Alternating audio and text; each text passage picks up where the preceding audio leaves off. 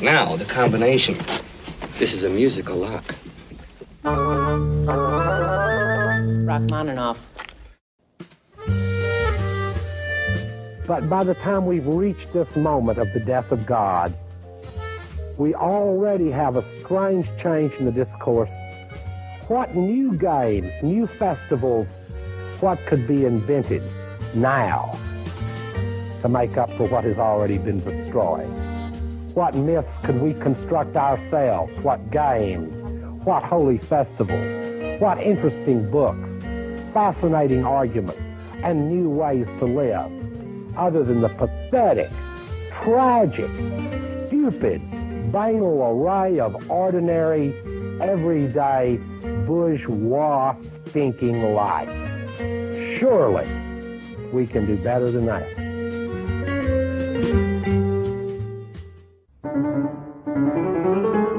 Hello and welcome to the 217th episode of the Diet Soap Podcast. Psychoanalysis and Lacan are the subjects this week, and Joshua Cohen is the guest. We specifically discuss the object-relation theories of the psychoanalyst Melanie Klein and the naughty theories of Jacques Lacan, and naughty is spelled Knotty. You dirty-minded scoundrels. Psychoanalytic terms such as splitting, psychic destitution, and the big other are tossed around as Joshua Cohen is a therapist working in Seattle with training in Kleinian therapeutic techniques and an interest in Lacan. It's Sunday, August 9th, 2014, and I'm Douglas Lane, the host of the Diet Soap Podcast. I want to thank my regular donors, John Lewis, John Spillane, Andy M. or Andy Marshall, Jacob L., and Ted F. These are the group of fine young men who donate monthly to Diet Soap. You can find the subscription buttons at dietsoap.podomatic.com. Also, the podcast is available via iTunes, and I urge people who enjoy this show to consider leaving a review of it at iTunes in lieu of a donation. The music you're listening to right now is Mozart's The Marriage of Figaro, a work Freud claimed to enjoy despite being, in his own words, completely unmusical. And this is performed by Babette Dorn. But in just a moment, you'll be listening to Joshua Cohen and I discuss what's missing in psychoanalysis.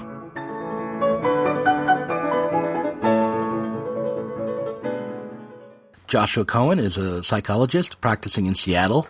He has worked in the mental health field for over 2 decades and currently offers psychotherapy to individuals and to families.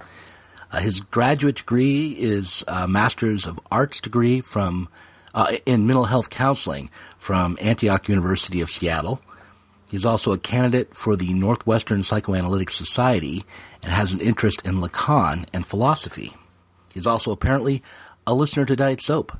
So, Joshua Cohen, thank you for agreeing to be a guest on my little podcast. Thanks a lot. I absolutely love your podcast. Totally fantastic stuff. The only correction, again, I would give, it's, these terms always get kind of confused, but I'm not a psychologist. Again, that's... Oh, you're not. You're a... What are you then? I'm a psychotherapist who's trained to be a psychoanalyst. Okay, now, maybe this is a good place to start. What is the difference between a psychotherapist and a psychologist? And a psychoanalyst? I Sure. I think I know the difference there, but just to clarify for everybody. Well, on the most basic level, a psychologist is a PhD level clinician. And nowadays, psychologists tend to focus in on testing and things like that, and are less focused on the clinical hour with a patient. It's much more about testing and things like that.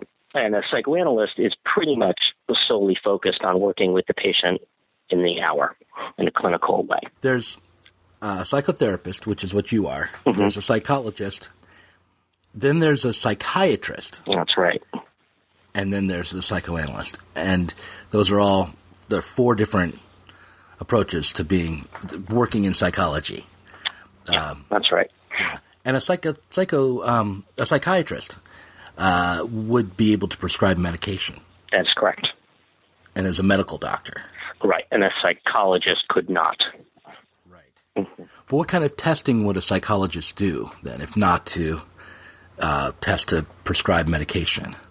They do school testing, things like that. I think there's some where my interest in Lacan comes in that the actual focus on the mind and the unconscious has completely kind of broken off in many ways. And psychologists are much more doing testing for, let's say, a workplace. Let's say there's some sort of incident or something like that.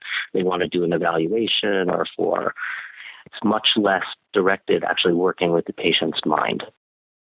Okay. So if I wanted to see someone because I had a psychological problem and I wanted to resolve it, I might go to a psychologist, but I'd be more likely to go to a psychotherapist. Yes.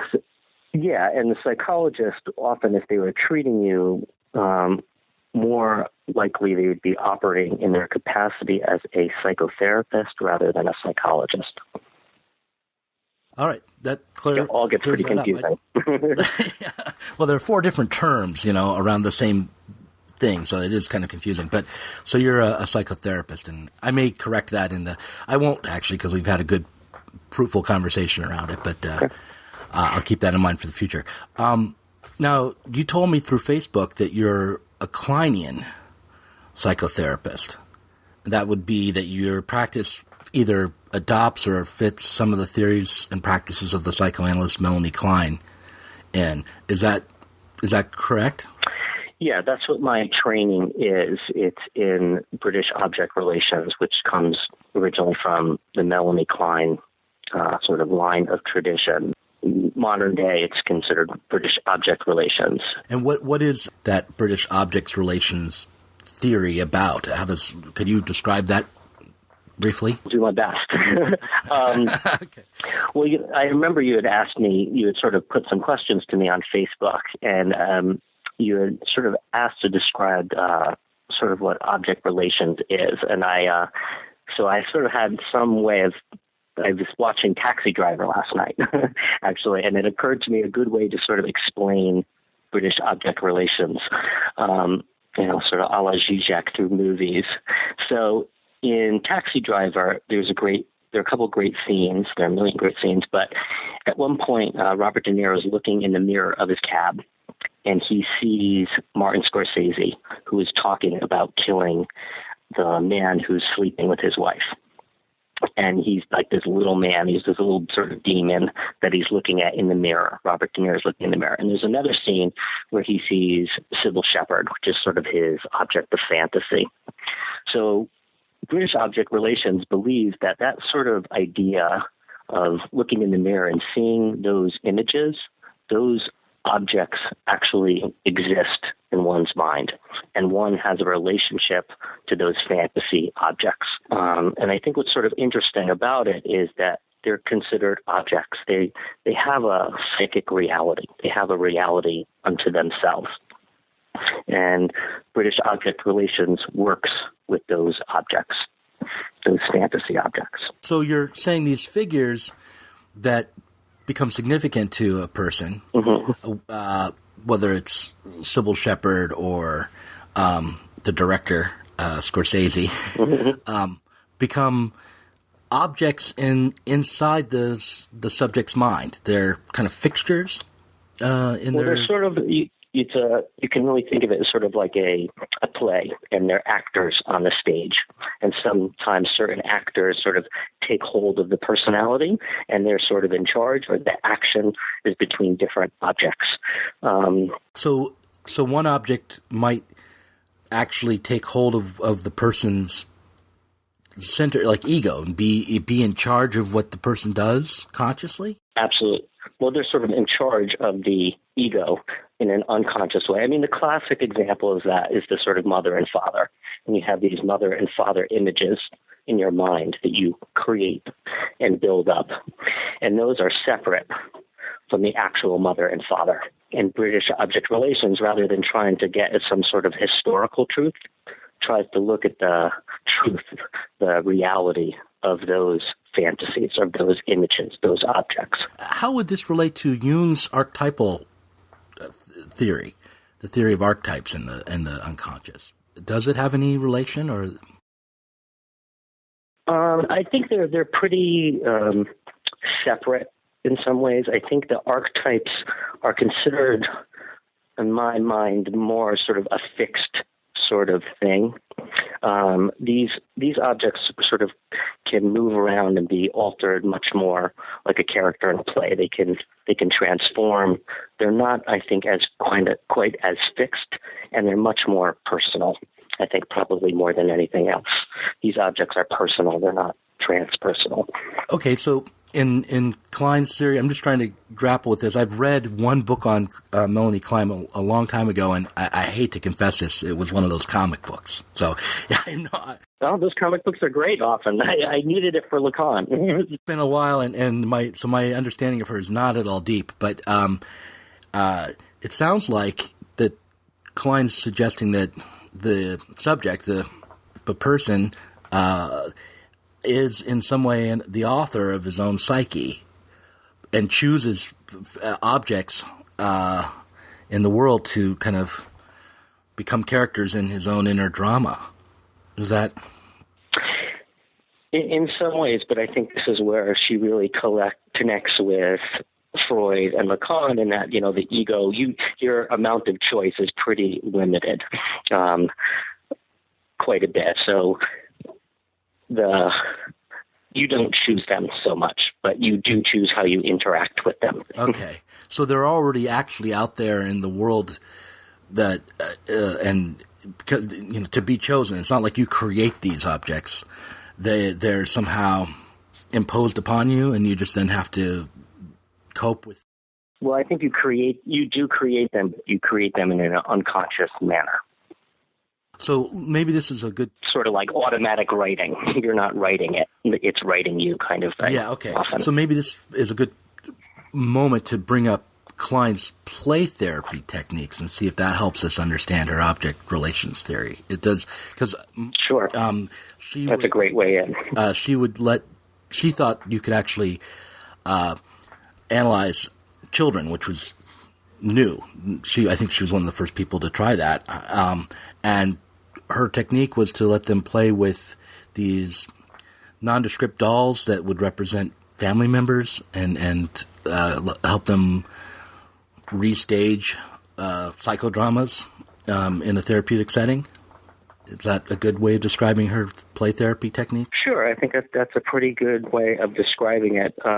Another way that people describe it, which I think is very accurate, is she just viewed it as working with dreams. So that a child's play with their toys is almost identical to a patient who brings in a dream. So as you could interpret a dream, you could interpret a child's play. And her great innovation is that she did this with children of a very young age. And now, as a part of Kleinian training or psychoanalytic training, you do a year of baby observation. You spend a year watching a baby and interpreting, actually, a baby. So that very young aspect of Kleinian work has been really incorporated into basic psychoanalytic training at this point. But again, the toys are basically like dream objects. Okay, so the toys become these objects, just like you described from Taxi Driver. They take on a absolutely.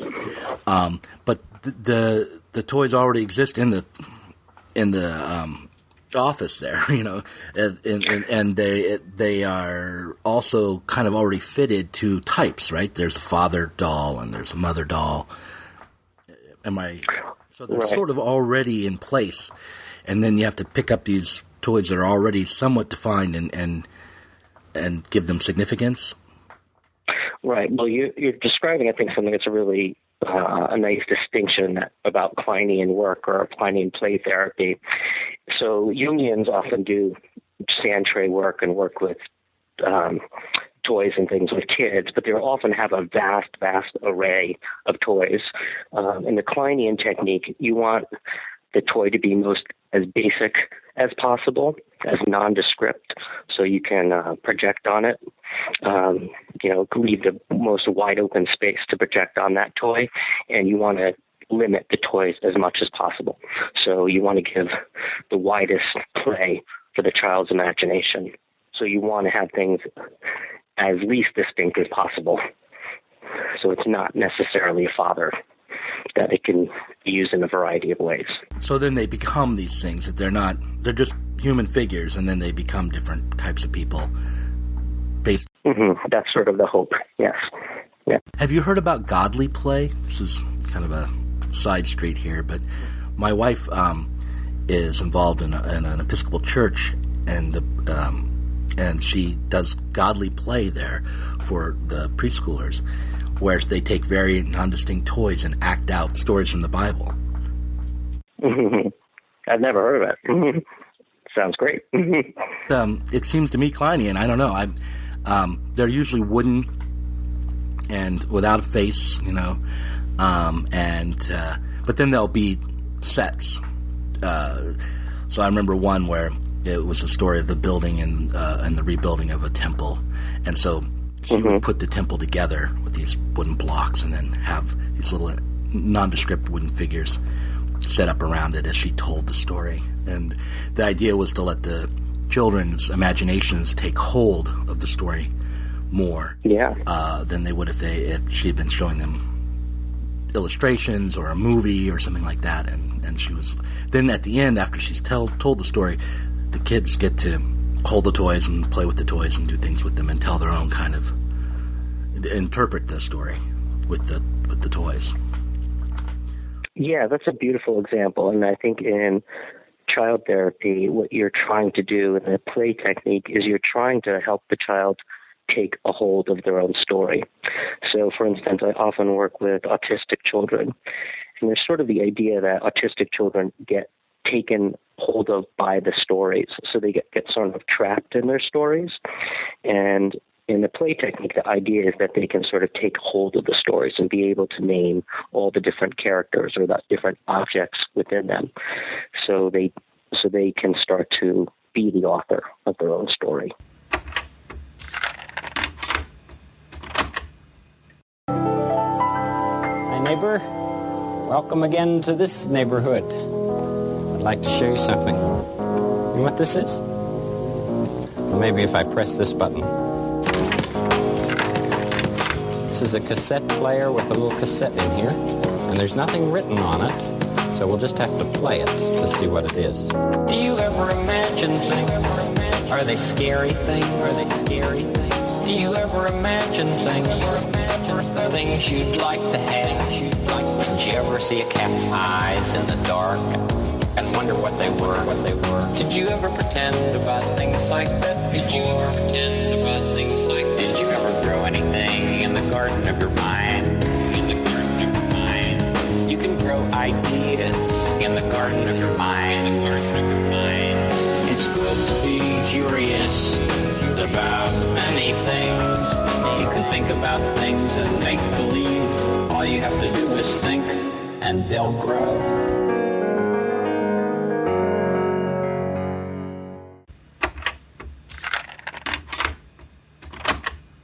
So how do Lacan and Melanie Klein fit together? I'm still kind of grappling with the object, because for me, when I hear about object relations, I start thinking about all sorts of philosophical stuff like object-oriented ontology or Hegelian subject-object relations, and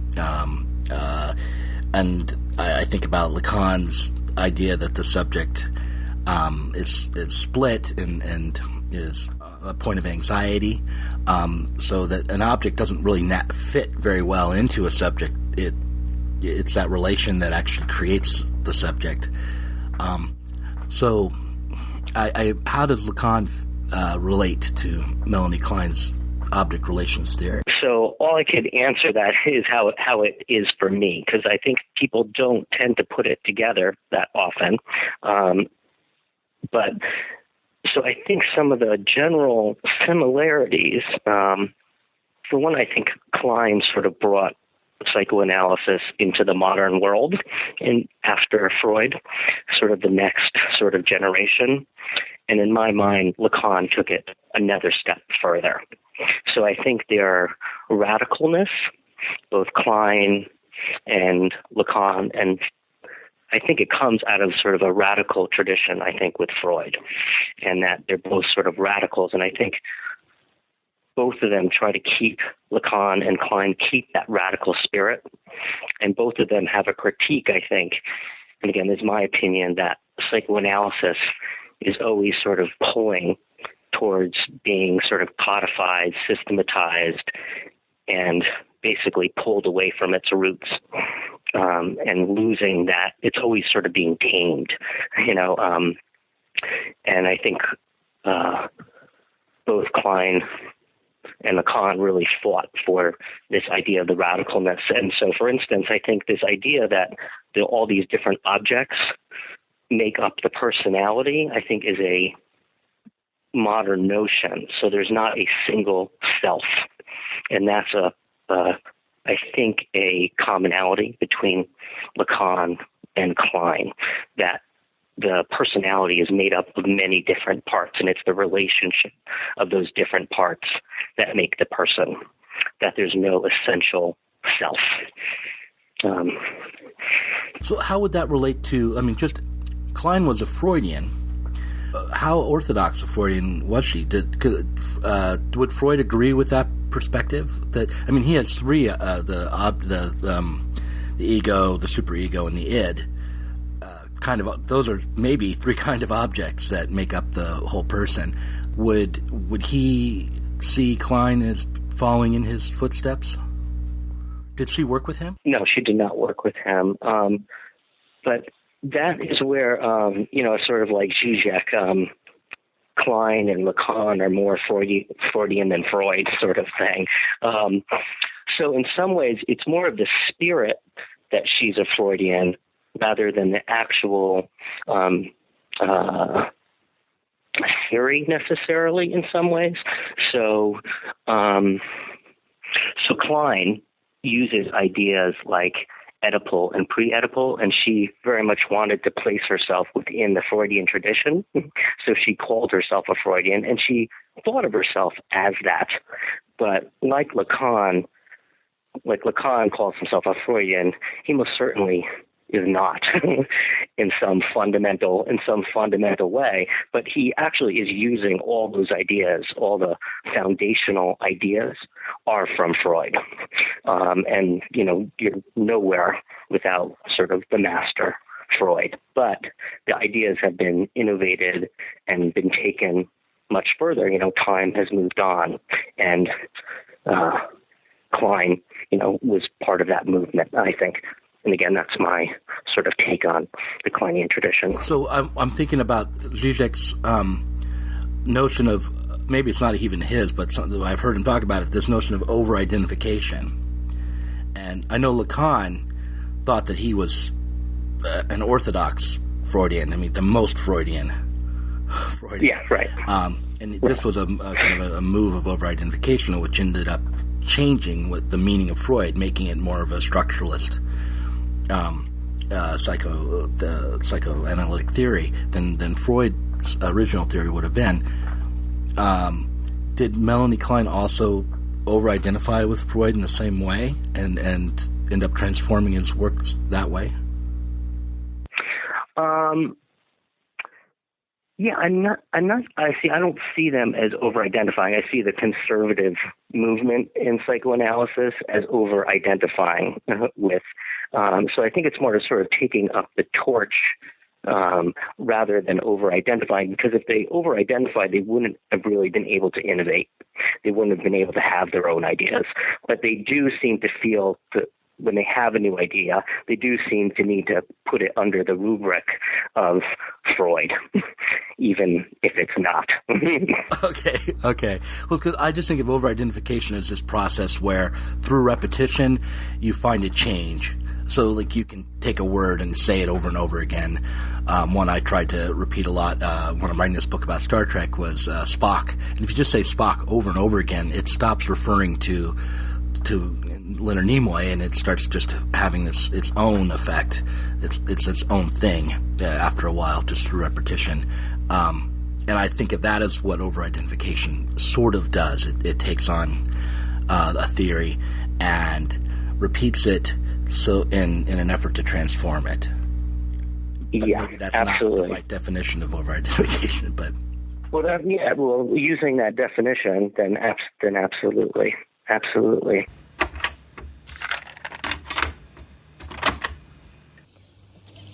The big question that everybody is asking herself or himself apropos of Laibach, of course, is, are they taking themselves serious, or is it meant in an ironic way?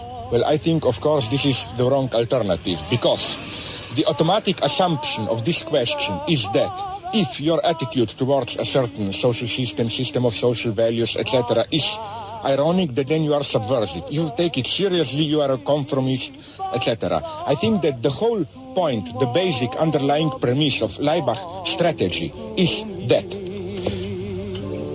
and this holds not only for Slovenia, but let's say generally, for so-called late capitalism in general even, that system itself has at its inherent condition of functioning that its own ideology must not be taken seriously. In other words, cynicism as today's prevailing mode of ideology means that it is the positive condition of the functioning of the system that its own ideology must, by its own subject, not be taken seriously. An ideal subject today is the one who has ironic distance towards the system, etc., etc.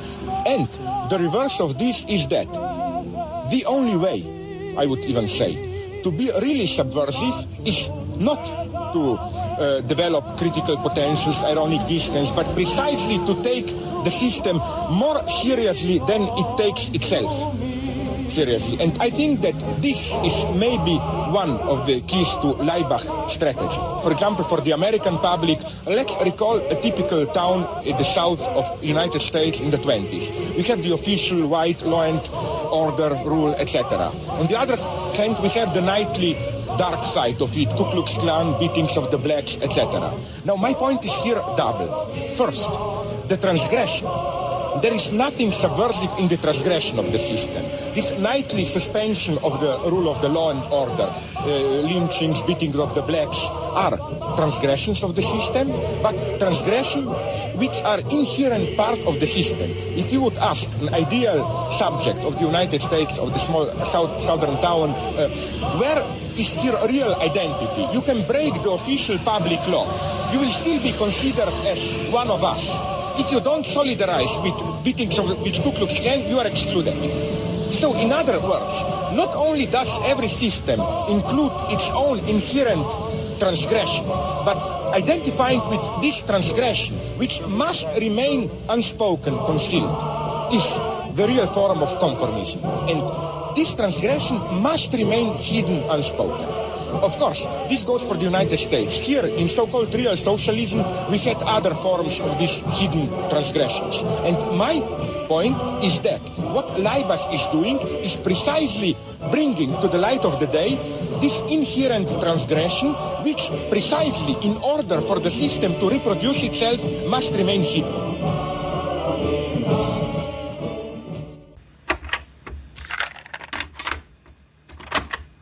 Yeah, and one of the sort of towering figures, and I guess I'm going to feel a need to slip this in, is Wilfred Bion, who's in the Kleinian tradition, object relations, and he had this idea that words and terms and concepts get worn out, and there's often sort of this confusion of tongues, like what do these mean? What do these words mean?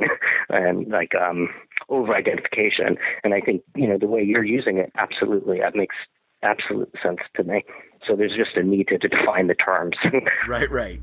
It's not like you are putting on Freud's theory as armor so that you can stay the same, but exactly. are using the theory so rigorously that it transforms it is the way another thing that Zizek would talk about is it's full belief in the theory rather than partial belief, whereas a full belief in the theory rather than partial belief. Like most ideologies require you to keep a certain distance, to not fully invest. Like, you don't believe in Santa Claus, but you just do everything to set up the ritual of Santa Claus. But a full belief in Santa Claus would really put you in a radical position, and would certainly undermine the ritual, the ideology of Santa Claus. And that's where Klein and Lacan are Freudians. Absolutely. They have full belief. Absolutely. They have full belief. Yeah. I'm going to throw in another just kind of a theoretical question that I have written down here.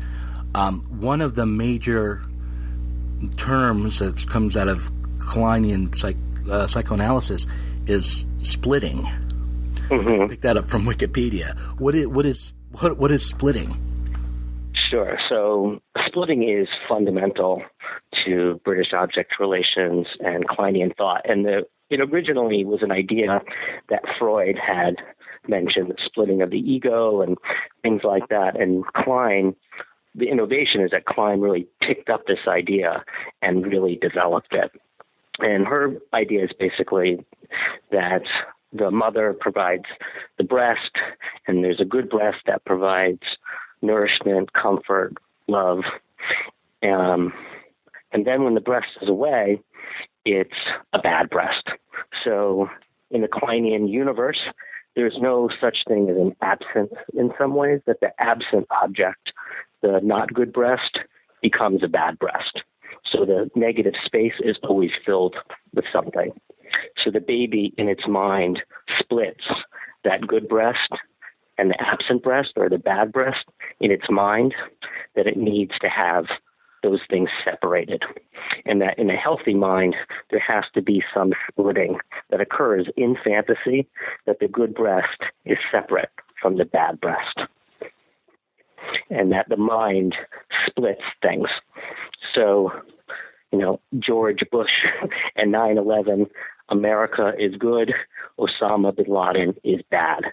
When you're confronted with some sort of psychic reality, for instance, that's overwhelming, there's a need for the mind to split, to create these good and bad objects, all good, all bad. So you can't just think of there being a breast and there not being a breast. You have to have a fantasy version of the mother and her breast that is what it is to not be a supportive or full breast.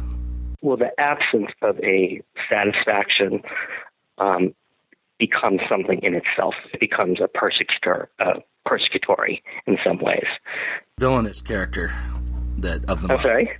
A villain, the mother as a villain, but a fantasy version of the mother who you think of but isn't actually present.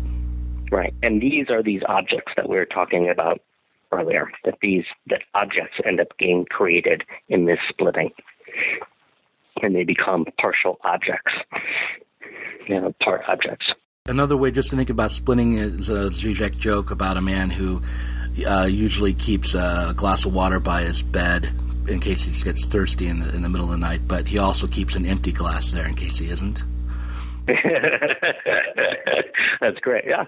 That's the good and bad breast have available to you. So the objects are these empty glasses. They're not the full actual present. And this is where psychoanalysis, Lacan, Klein all share these commonalities, that the mind is basically created within absence.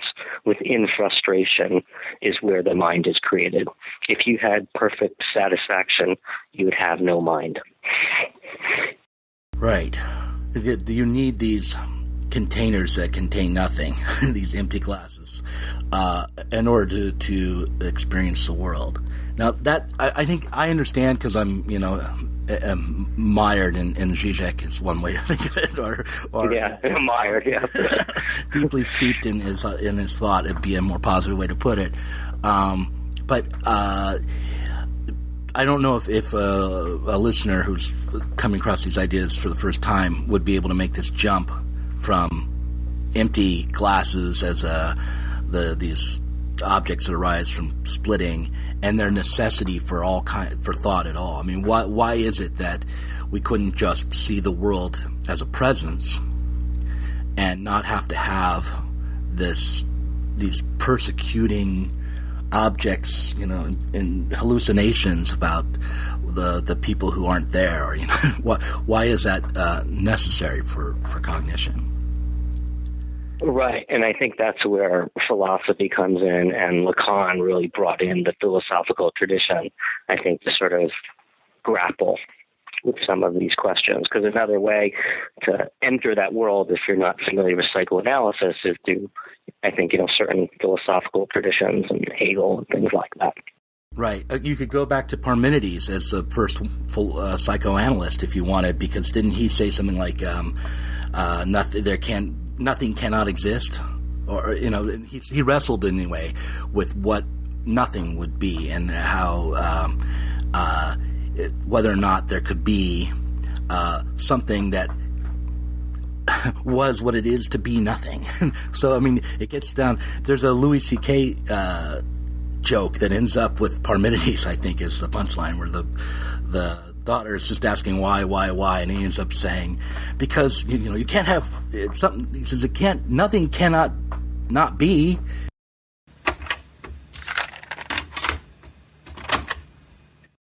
Here's the thing: I never judge other parents now. Or like when you see a parent that seems to be negligent, like you see a parent in McDonald's with the kid, and the parent's like, I can't take this shit anymore, and just like collapsed, and all the shopping bags are just strewn everywhere. And the kid's happy. The kid's eating French fries. And the kid asks a question like, Mama, why is the sky blue? And she's like, just shut up and eat your French fries. And you think, what a terrible mother. Why doesn't she answer her child? When I have a child, I will answer all of their questions and open their minds to the wonders of the world. Well, guess what? You don't know what the fuck you're talking about. You can't answer a kid's question. They don't accept any answer. A kid never goes, oh, thanks, I get it. They fucking never say that. It's an insane deconstruction. It's amazing. This is my daughter the other day. She's like, Papa, why can't we go outside? Well, because it's raining. Why? Well, water's coming out of the sky. Why? Because it was in a cloud. Why? Well, clouds form when there's vapor.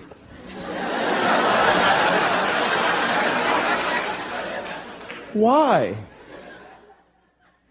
I don't know. I don't know. I don't know any more things. Those are all the things I know.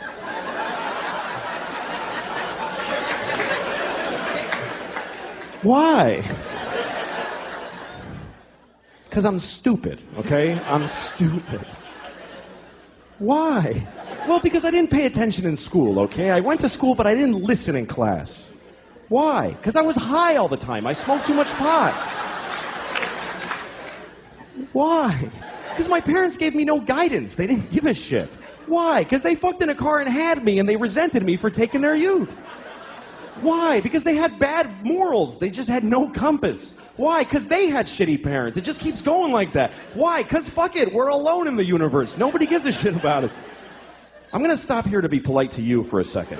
But this goes on for hours and hours, and it gets so weird and abstract at the end. It's like, why? Well, because some things are and some things are not. Why? Well, because things that are not can't be. Why? Because then nothing wouldn't be. You can't have fucking nothing isn't. Everything is. Why? Because if nothing wasn't, there'd be fucking all kinds of shit that we don't like, giant ants with top hats dancing around. There's no room for all that shit. Why? I'll fuck you. Eat your French fries, you little shit. God damn it. Thank you very much, everybody.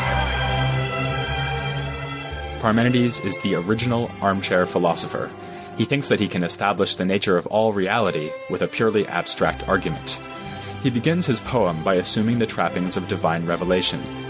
He tells us that he rode a chariot in the company of young maidens up to the gates leading to the paths of night and day.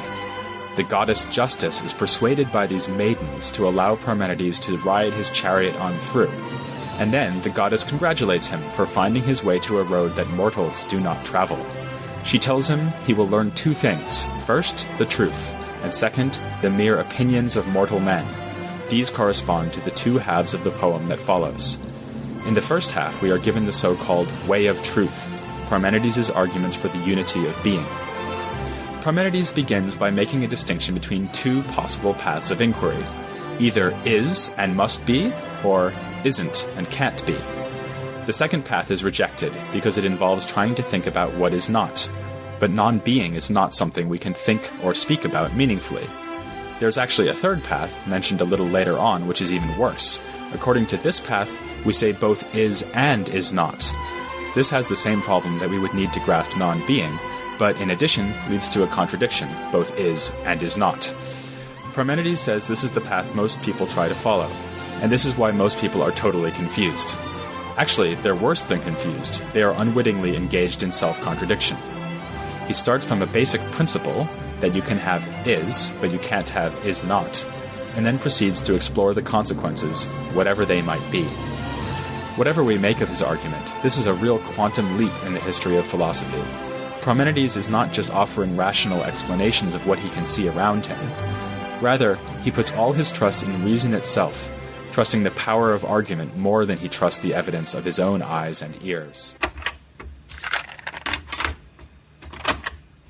Well, it's all very complicated stuff. But I think that's where Lacan, again comes in. That he again thinks that the whole personality is organized around these lacks, these holes, and that is what the person is, the personality is. It's all organized around lack.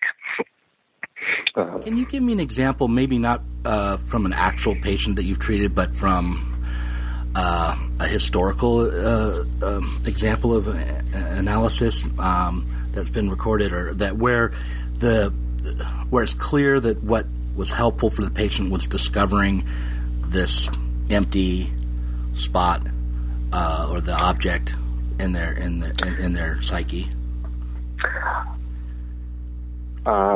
I may be asking. Well, that's very difficult. That's very difficult because I am being trained in the Kleinian tradition. So this sort of language we're using is a Lacanian tradition. But I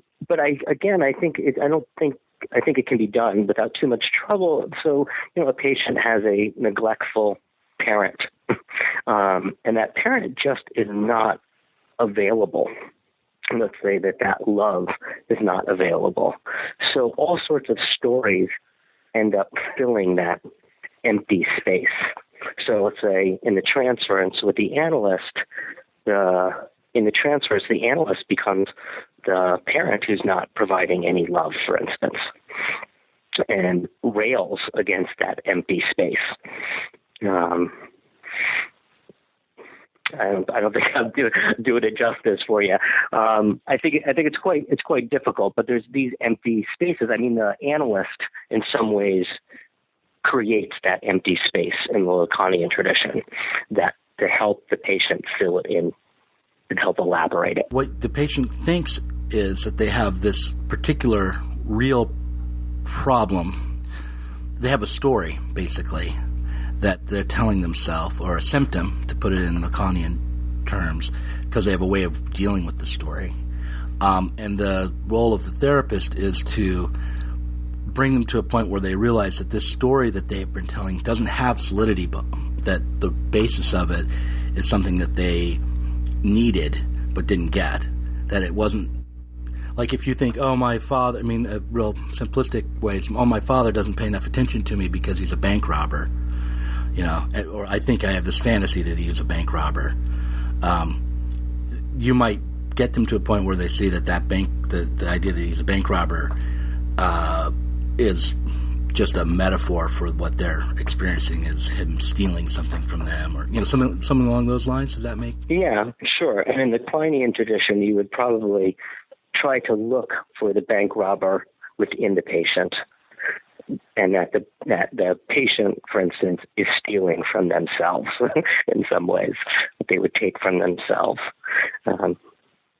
So in the Kleinian tradition, you would try to find that object within the patient, and you would never, as an analyst, confuse the real father with this fantasy image. Right.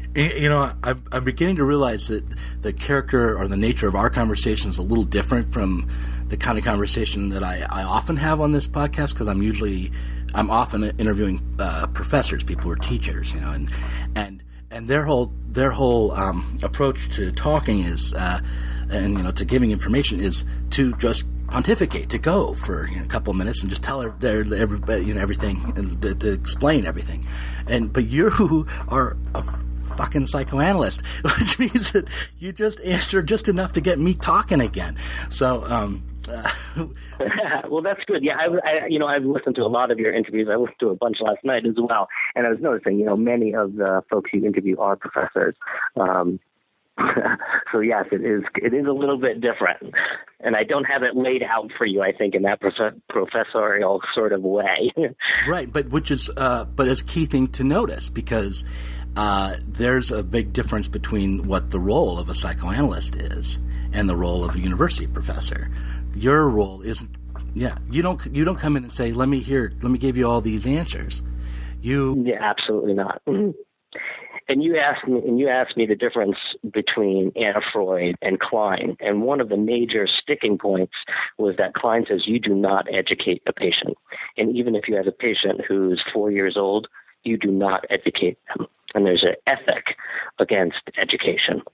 And Anna Freud said we have to modify the model and teach children because they're so young, and Klein said no, you speak directly to them and they're unconscious. So there is this radical notion and ethic of not educating, that's not the role of the psychoanalyst. That there is a role, of course, for parents and things like that, but not for the analyst. And it's not that there's no role for education in the world, but that's not right. The psychoanalyst's role. Absolutely. So what you do then is you're constantly opening up a space to let the patient fill up. I mean, that's just the basis of the talking cure, is to create a situation where the patient is having to fill in and keep talking until they get to their object, maybe.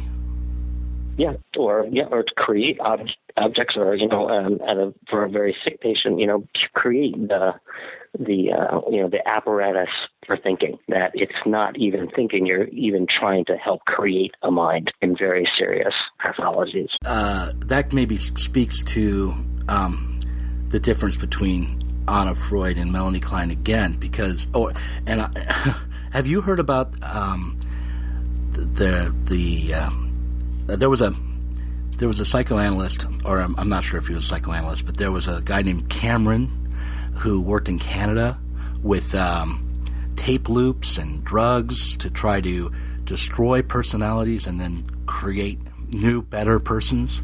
And yeah, it was horrible. But he was, supposedly working as a doctor. He was trying to help people, but he would really try to erase what the personality of the patients had been when they came in, because they were sick personalities, and replace those personalities with healthy ones, with a healthy personality. And he really, he was wanting to. It wasn't like he was trying to reform them. He was radical in the sense of wipe out their old personality, get them completely gone, and then set up something new through suggestion, drugs, repetition, sleep therapy. It was really, tantamount to torture. But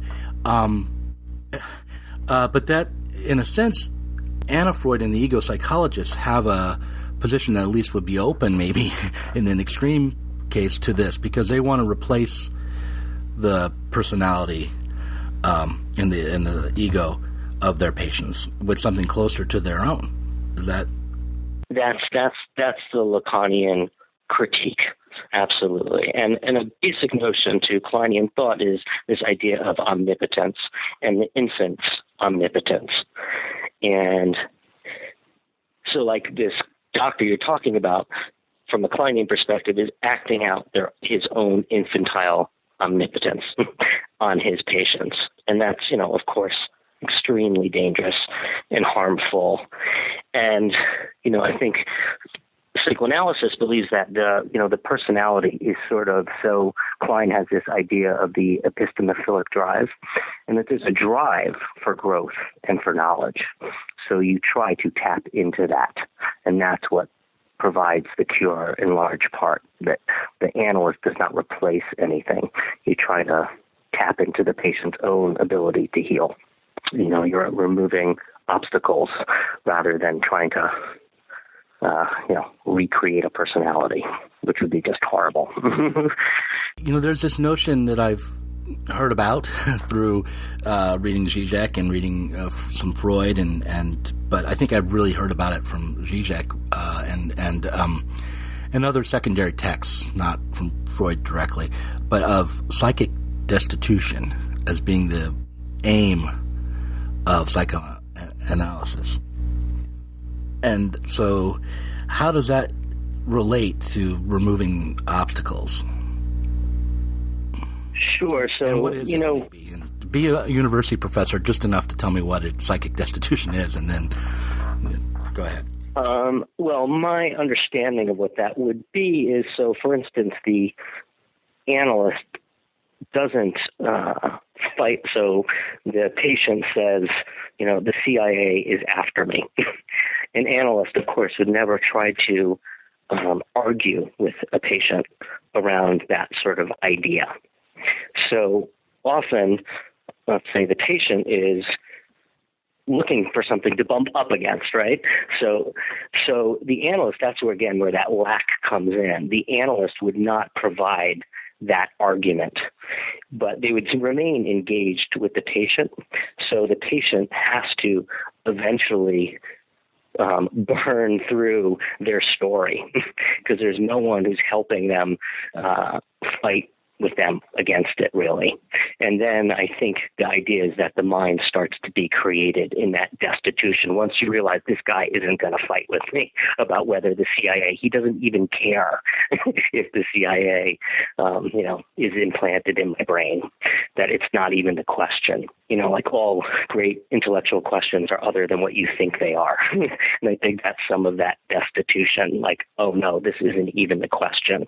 So you have to help a patient, and I think that's why it can take so long. But I think a patient sort of just runs out. Their symptomatology sort of burns out is the idea in some ways. Well, I forgive me here because I'm going to tell you a personal story, and I feel like, maybe I'm being sucked into this patient-doctor relationship, but I'll just tell you this. Don't worry, it's all confidential. All right, I'm just going to put it up on my podcast. But I'm a smoker. I don't know if you can tell from listening to my podcast, but I'm a smoker, and I'm trying to quit, and I do these different things to try to quit. And one of my friends was a smoker, and he read a book called Alan Carr's Perfect Way to Quit Smoking, or whatever it was, and it was basically you read the book, and when you're done reading the book, you will not want to smoke anymore.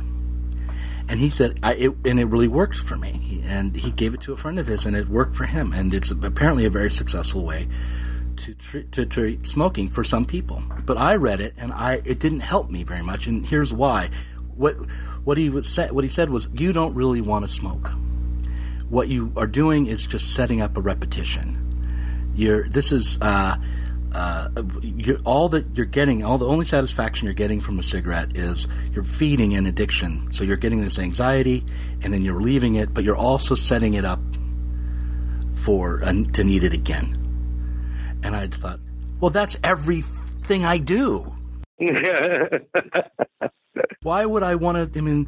Why would I want to quit smoking when this works so well? Which is not how most people... better than the alternatives, right? Right. So, I know, better than the alternative, right, which is anxiety without a symptom, which is what I felt like my option was. If I wasn't smoking, then I would have this anxiety, this need for a desire that I didn't know how to even articulate. I wouldn't know where to put that. That's what it seemed to me that psychic destitution would be. Now, obviously, it worked for my friends, so maybe something's wrong with me here, but psychic destitution would be to realize this and not hold on to your symptom somehow. But it seems like you could. I did, anyway, manage to hold on to my symptom.